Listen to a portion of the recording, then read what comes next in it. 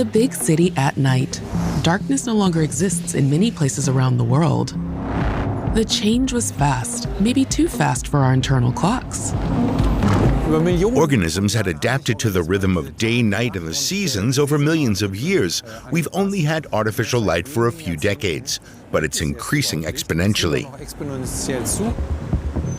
More than 80% of the global population live with light pollution that dramatically impacts not only their health, but also nature.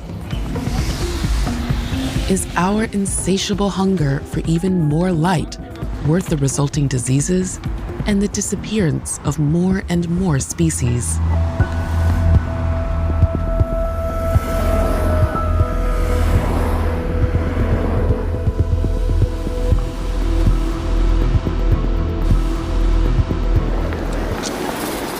Franz Hulke heads a research group on light pollution and ecophysiology at Berlin's Leibniz Institute of Freshwater Ecology and Inland Fisheries. Unsurprisingly, he views nightlife differently than most. When you look around, it's not just all the noise. You're also getting all the sensory input from the light sources. It's anything but a natural environment. In evolutionary terms, the only light visible at night came from the stars and the moon. And these days, if you look up here in Berlin, for example, you can hardly see any starlight. You can still make out a few of the stars, but even on a clear night like this, they're hard to find. Do our nights have to be this bright? Much of the light is pointed upwards and is often of no use. It's a waste of both light and energy, to be honest. Energy-saving LED lights promised to reduce these effects. But since they require so little electricity, more and brighter lights are being used. And that is now affecting nature's own nightlife. So rapidly that many animal and plant species can't keep up. Their numbers are falling drastically, as is their diversity. Research by Franz Hulke and other international scientists highlight the dramatic impact on the biosphere. And in 2021, the German Bundestag decided to begin regulating light pollution.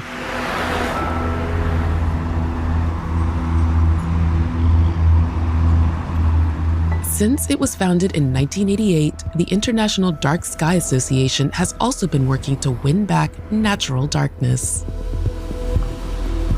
The Dars Peninsula on the German Baltic coast hopes to win the association's recognition. But to become a dark sky community or star park, applicants must both prove how dark their area is and what they're doing to dim the lights. Andreas Henel helps verify applications. We'll be going to different spots to measure the sky's brightness and find out how dark it really is here. We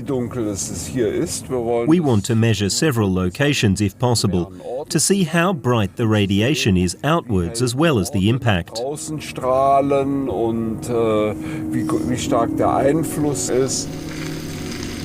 It's so dark outside the villages on the peninsula that only special cameras can capture what light remains. Okay, we'll go here now.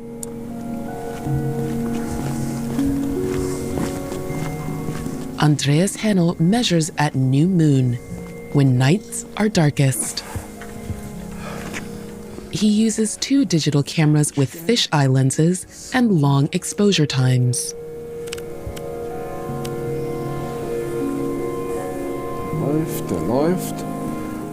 All right, it's on. Lights out. We have to make it completely dark because I'm starting the observation, the measuring. One moment. We'll have 4 minutes of exposure. Please keep it dark for now. The cameras are pointed up at the sky. They can then capture the entire night sky and any light source on the surrounding horizon.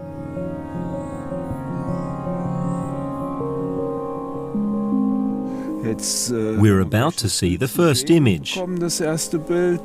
A series of 360-degree images are made of the night sky, with a bright horizon surrounding the black canopy like a circle of light. We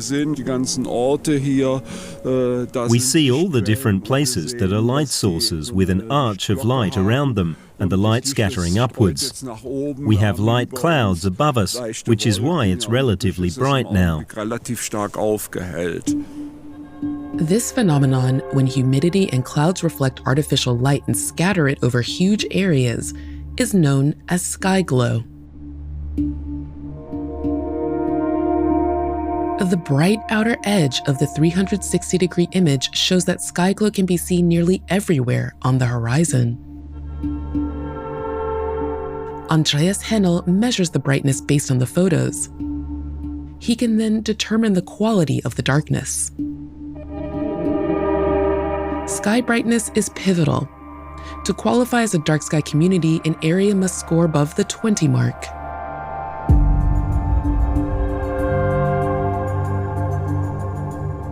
The measurements are high enough at 5 locations on the outskirts, but inside the villages, excessively bright lights still prevent the darkness from rolling in.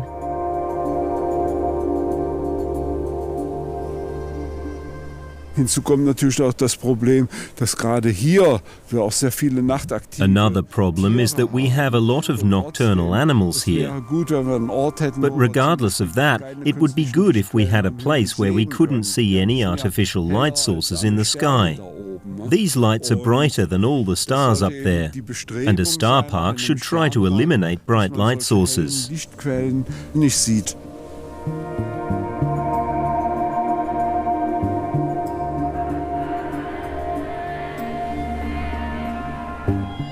A bird's eye perspective makes it clear how street and house lighting cut through the night, even on the dark Darst Peninsula. A grid of artificial light now covers almost the entire planet, growing by more than 2% every year. But increasingly, light pollution not only poses a problem for nocturnal creatures. Migratory birds, the globetrotters of the animal kingdom, also suffer. About 50 billion birds travel around the clock in spring and fall to reach their breeding and wintering grounds. 8 key routes allow them to traverse almost the entire planet. Birds migrating the East Atlantic flyway rely on the plentiful Wadden Sea on Germany's North Sea coast. Millions of them rest, roost, and feed here in spring, before moving on and dispersing through Scandinavia and the Arctic. They also need this pit stop in the fall, when they head back south.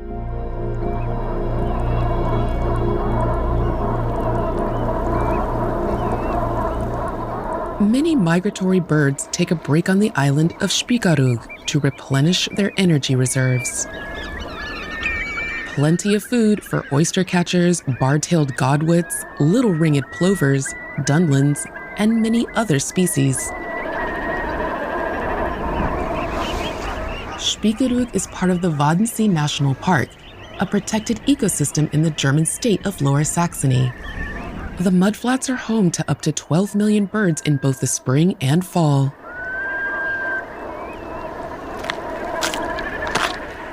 The rangers observe and protect the annual visitors.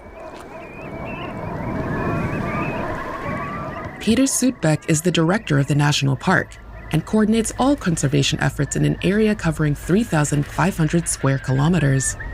The migratory birds that come to the Wadden Sea in spring have flown 4,000 to 5,000 kilometers. Many have flown non-stop for 5 days. It's hard to picture that distance and the body fat they burn as their own aviation fuel. Along this great migration route, which for many birds only ends at breeding grounds another 5,000 kilometers north, there's only one point which has enough food for them to make the journey, while also preparing them to breed successfully in the Arctic, the Wadden Sea. The birds are only here for 3 or 4 weeks in spring, some for 5, depending on the conditions and their energy needs.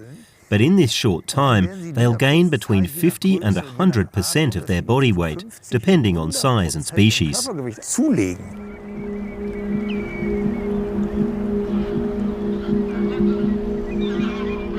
It's also impressive how migratory birds can optimize their flight routes and find their way across huge distances.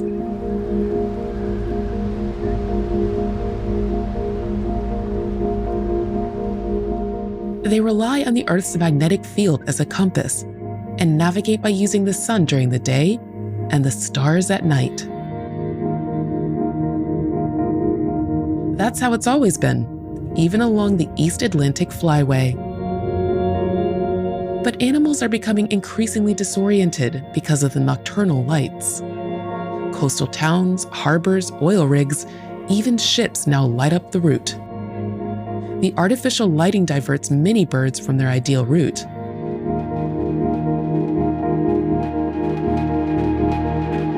The detours waste precious energy, and some birds end up dying at sea.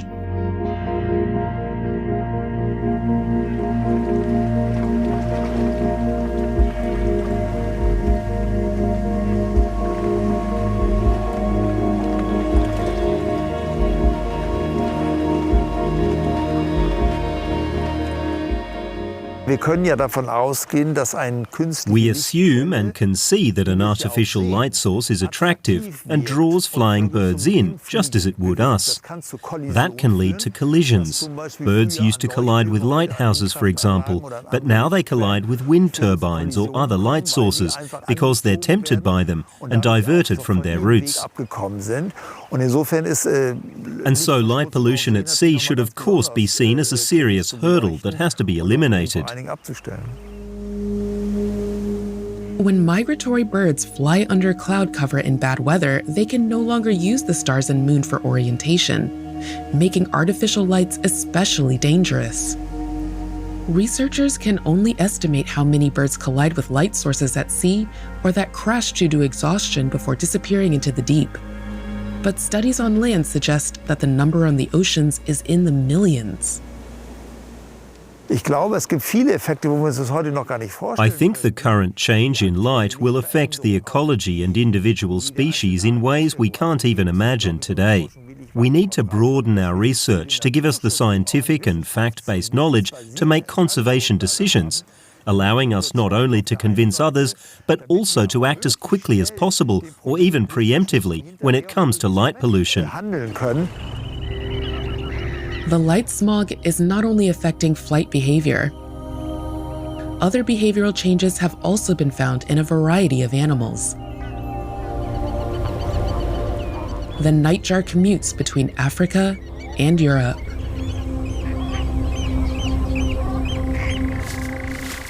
Ecologist Ruben Evans noticed that the birds show different hunting behavior in the naturally dark nights in Africa than in the illuminated nights of Western Europe.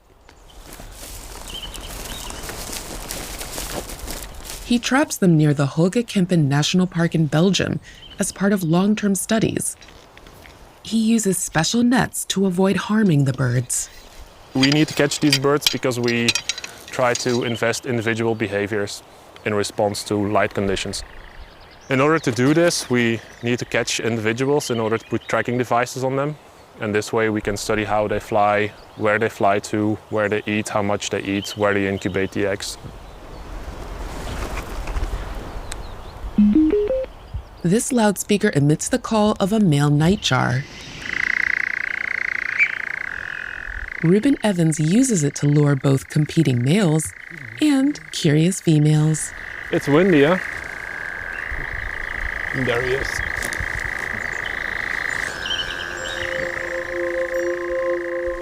Now it's a waiting game to see if a bird gets caught. There he is. So there is a nightjar sitting there, yeah, right above the net. It's a male.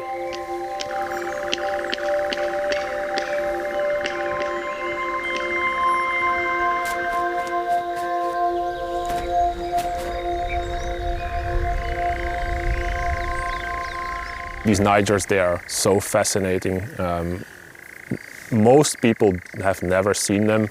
Most people have only heard them or seen like a dark shade somewhere flying. And being able to unravel their ecology, like the influence of light on their behavior, how they breed, how they forage, where they eat, what they eat, it's so fascinating. And it's a privilege to do it. He began researching the lives of nightjars in Africa and Europe over 12 years ago. He documents their behavior in different places, comparing and looking for any changes.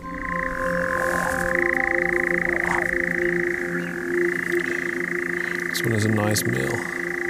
I think that it's an adult from last year, and we also have two birds, young birds from last year.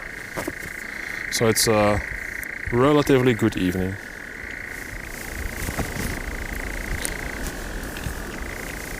What is very important to know is that these nightjars, they are visual predators, and they need light in order to detect prey against a bright horizon or a light sky.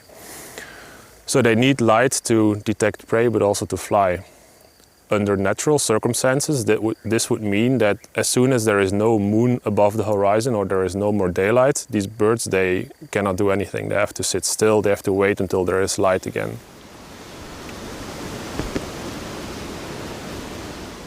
The biologist gently attaches transmitters to the birds' bodies, ensuring their natural movements aren't impeded.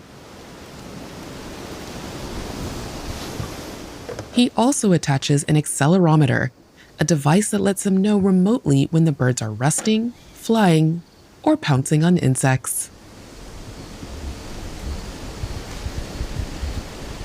Under natural circumstances, moonless nights and cloudy nights are the most dark scenarios that you can imagine. But here in Western Europe, they are among the most light conditions that you can imagine. So these birds, they can be active whenever they want.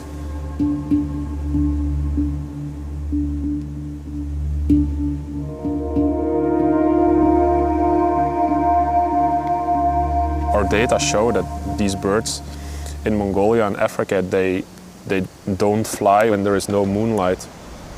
But here in Western European countries, when it's cloudy, for example, the nights are even more brighter or lighter than during full moon conditions. The big question is whether sky glow facilitates these nightjars.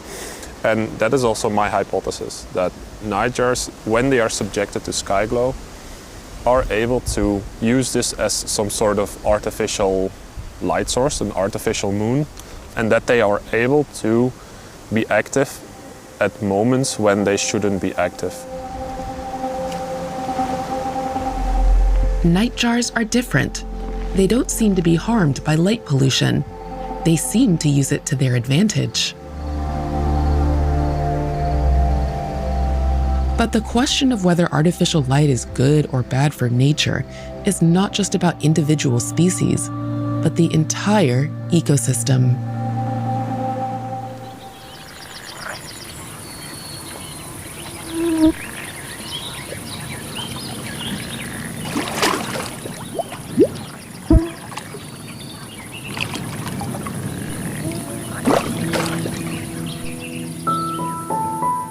In northern Germany, the Havel River flows through the Westhaveland Nature Park, an official dark sky reserve, a place where darkness has been cultivated since 2014. But streetlights even interfere with the natural nightlife here, especially that of insects.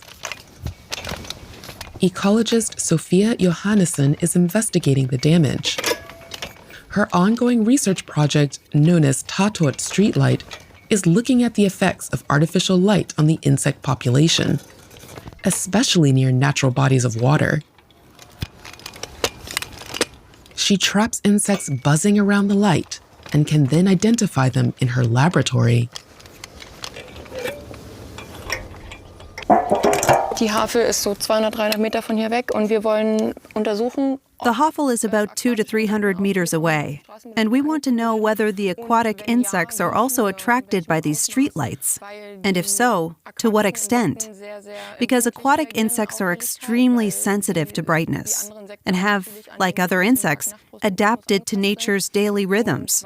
And because aquatic insects are a life source for the fish and all the other creatures that live in the Havel.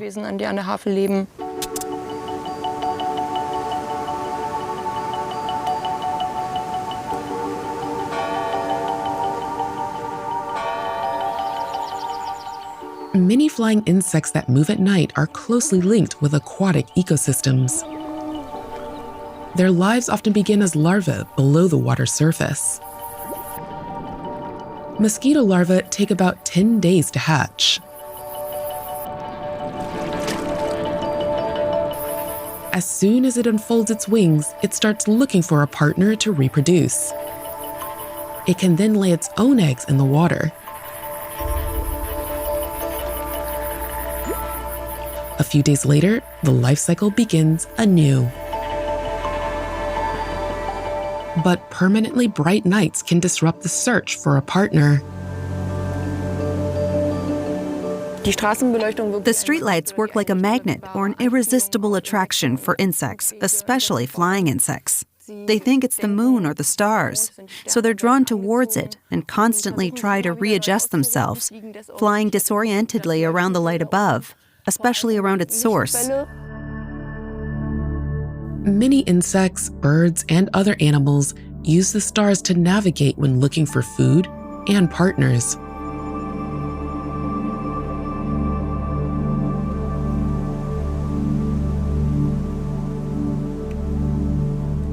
But just a few lamps can act as false moons and endanger the insects, even in the protected Westhavelland Star Park.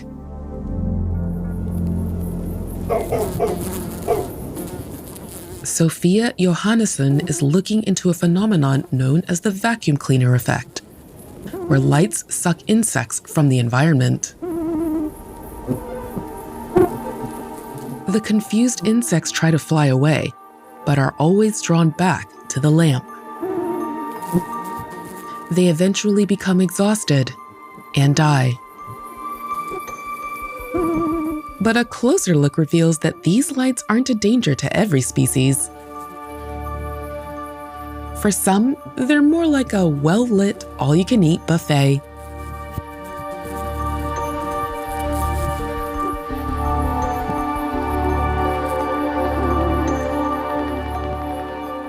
Spiders especially emerge from the dark undergrowth to spin their webs, where there is light and plenty of insects. Even if individual species might benefit from artificial light, more research is needed to determine the long-term effects. The more insects that die on street lamps before reproducing means fewer individuals in the next generation. Every night, the lights in our streets deprive the ecosystem of living creatures that are an integral part of its food chain. The number of flying insects in Germany has fallen by more than 75% over the past 3 decades. A loss, especially for the birds feeding on them.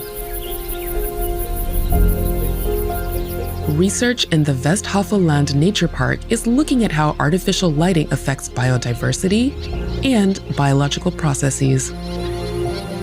These insect traps are part of the Tatort Streetlight project.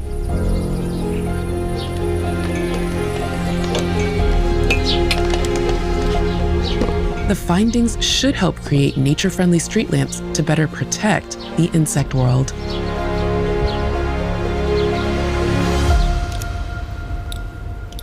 Insects are also being collected, counted, and preserved in 3 other areas in Germany.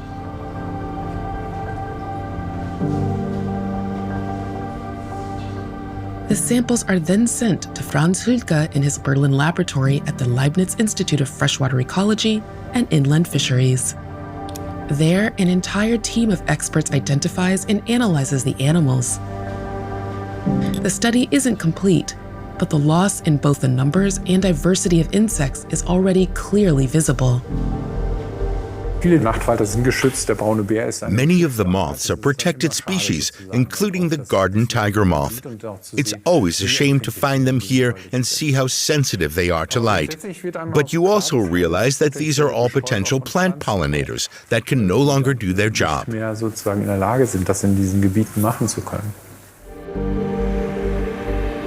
More than half of all insects are nocturnal. Just like their diurnal relatives, they play an important role as pollinators. Butterflies flit from flower to flower during the day, and moths at night. But their dark habitat is often divided by lanterns and illuminated streets, making any foray into neighboring territory a risky venture.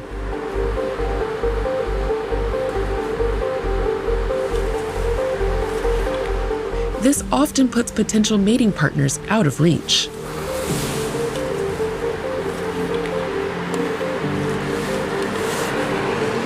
Light pollution that fragments habitats is just one piece of a bigger puzzle. A puzzle scientists around the world are trying to piece together to discover why nocturnal insect populations are declining. You can easily catch 400 bugs by hanging up a passive air trap like this by a street lamp on a warm summer night. And it of course adds up.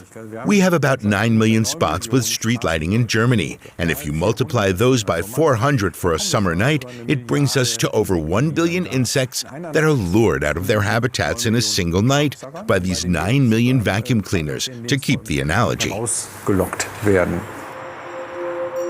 Franz Hülke's research shows that light pollution also affects aquatic ecosystems. About 50% of the world's human population now lives closer than 3 kilometers to a body of water. Where people live, there is water, and where people live, there is also light. Some of the light reflects off the surface of the water, but a lot of artificial light still reaches deeper in rivers and lakes. What you see here is a strong illumination of the surface around the riverbank, even though there's no real reason to illuminate the water here. But you see how far it goes, and without having measured it, I can guarantee that this strong light will affect the fish. Fish have long since adapted to darkness at night.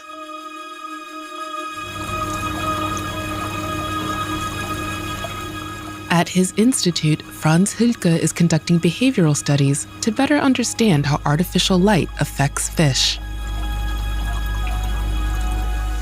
We use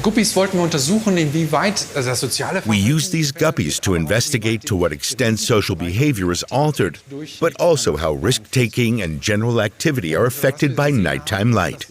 And we observed increased nocturnal activity when there were lights, whether from sky glow or continuous daylight. But the interesting thing was that the willingness to take risks, that is, the willingness to leave their hiding places and expose themselves to predators, also increased during the day when there was light at night. There was a spillover effect into the day, so to speak. The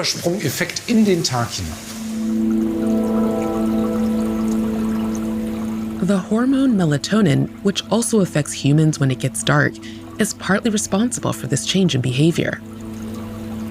Franz Hülke compares the control of melatonin production in the body to the different roles within an orchestra.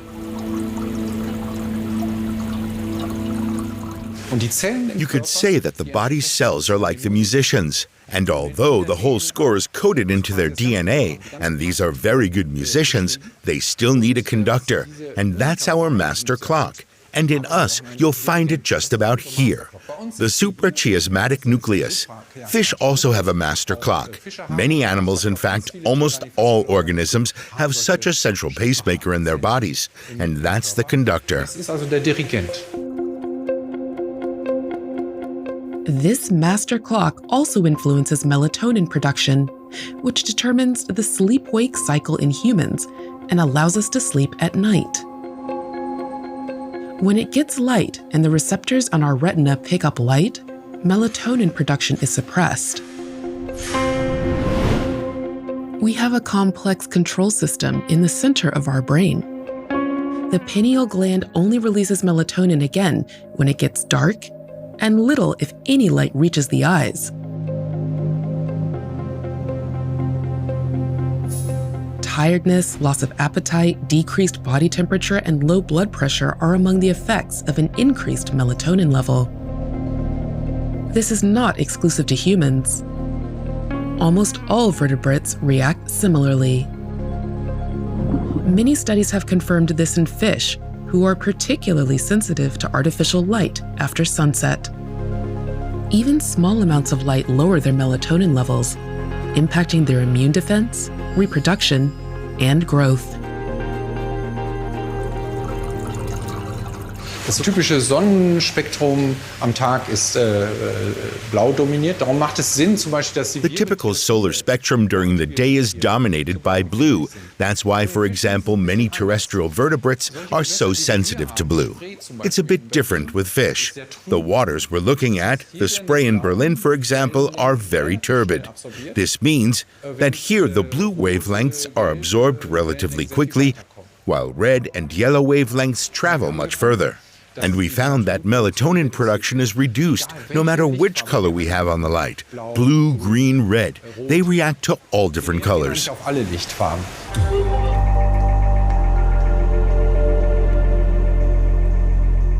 But nocturnal species above water have adapted their vision to the light of the stars and the moon.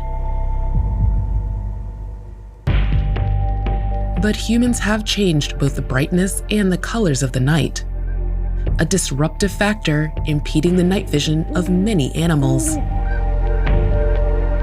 Scientists in the Veluwe forest in the Netherlands are using a colorful experimental setup to investigate how different lights affect nature.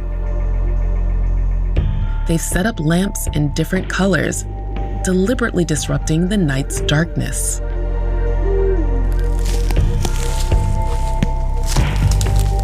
For more than 10 years, ecologist Camille Spoelstra has been observing which wavelengths have the greatest impact on the natural behavior of animals.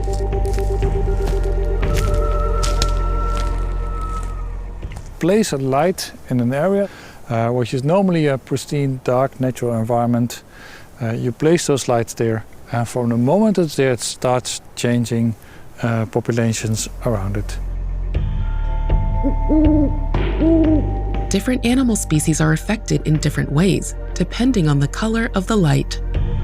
White light mixes all wavelengths and is visible to a large number of animals. Red lacks the blue spectrum that nocturnal animals are used to, so the light appears less bright to them.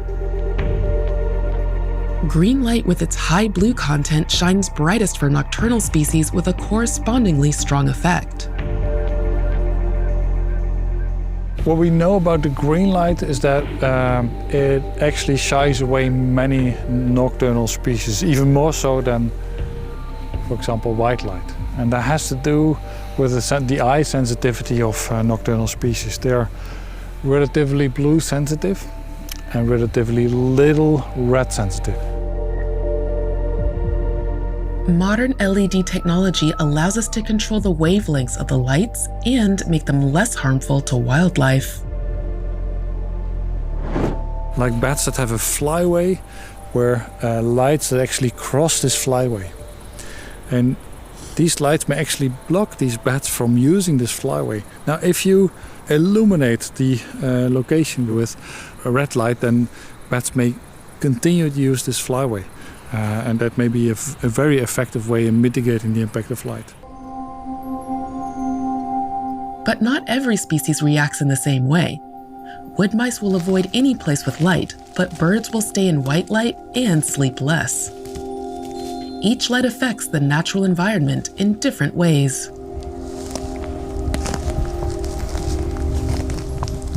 These effects are subtle, but can affect entire ecosystems over a long period of time, far beyond the area where the light shines.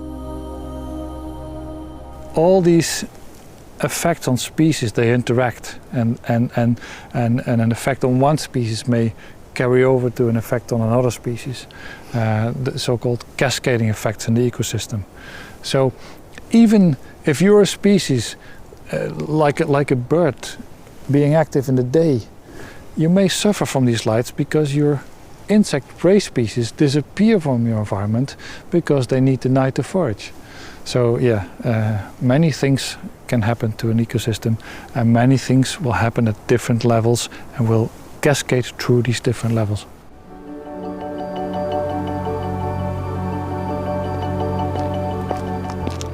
This is bad. It's a mishmash of colours. Totally over the top. 4,000 Kelvin. You can see that the blue peak is much higher. The villages on the Dars Peninsula need to adjust their street lighting if they want to qualify as a dark sky community. It's way too bright. Like lighting for a billboard. Not very efficient. A real catastrophe. Andreas Hennel shows a village official where there is still too much light illuminating the night sky. This is a filter that allows you to create a spectrum. erzeugen können. It's looking good. Und dann sehen wir, dass es eine LED-Lampe ist. You can see the LED lamp has a very strong blue color, which is typical and a characteristic of LED lights. Die LED leuchten und If we measure right now and do a real test, we can get a reading right away and see its color temperature. Temperatur das ist, ja. Und jetzt messen wir hier mal. Now we'll measure here, right by the ground. Ja. And now you can see the spectrum. Here we have 18 lux. Wir haben 18 Lux. It's relatively bright here. Relativ hell hier drunter. Half the light would be enough. Hälfte würde eigentlich reichen. Lux is a measurement unit for illuminance. Even at 9 lux, as Andreas Hennel recommends, the sidewalk would still be about 50 times brighter than on a night with a full moon. The color of a light is decisive when assessing its environmental impact. If you look at the spectrum now, you see that the blue peak has a color temperature of 2,800 degrees, and that's how it should be. The Kelvin unit of measurement is used to determine the general color impression of a light source. Light that registers above 5,000 degrees Kelvin, for example, appears as a rather cold blue. It has a yellow-orange glow below 3,000 degrees Kelvin and is more pleasant to the human eye. Andreas Hennel's measurements show officials how they can improve their lighting. Wenn man das reduzieren will, If you want to reduce the light, you have to do it on a large scale. In other words, it's best to do it in an entire village at once, otherwise you won't see the effect. aber gleichzeitig wollen wir damit natürlich auch zeigen, But at the same time, we also want to show that the lighting is still good in these towns, that it doesn't somehow mean we have to switch everything off. Just reduce it according to our nocturnal needs. Nacht reduzieren können. Small measures can have a big effect. The most harmful lights are those with very bright, cold colors, shining in all directions. They also waste a lot of power, trap insects, and dazzle passers-by. Less illuminance through darker light helps a lot, since a warmer light below 3,000 degrees Kelvin is much less harmful to insects and other animals.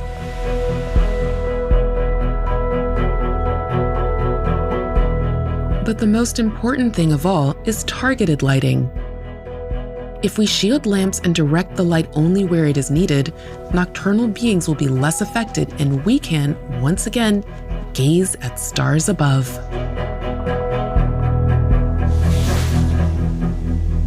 The growing effects of light pollution mean we have to act quickly, even if the research isn't yet complete.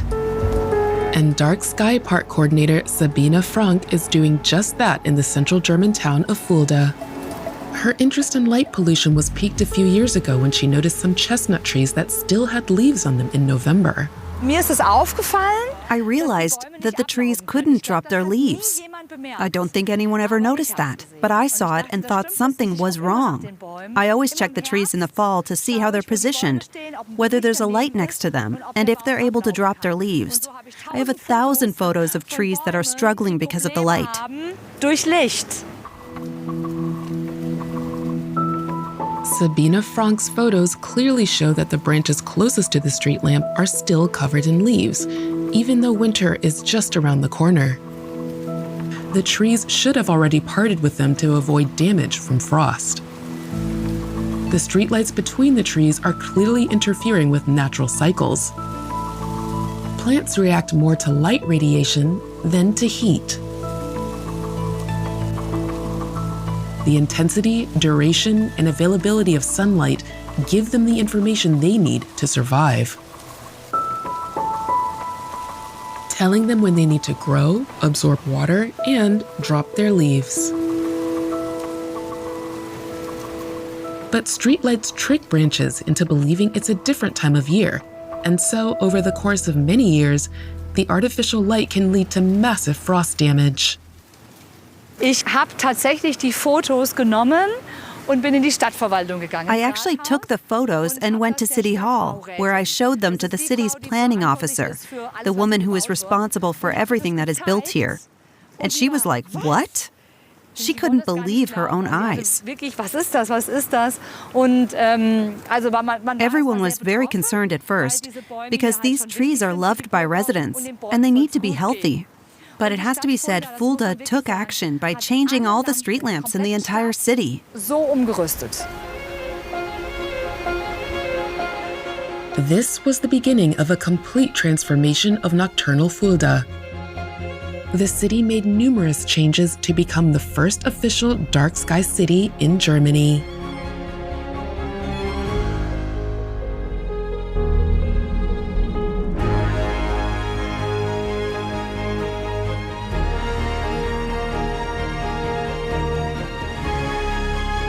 People in Fulda never used to think about light pollution, but now they join Sabine Frank in saying, "Lights out, stars on. Lights out, night on."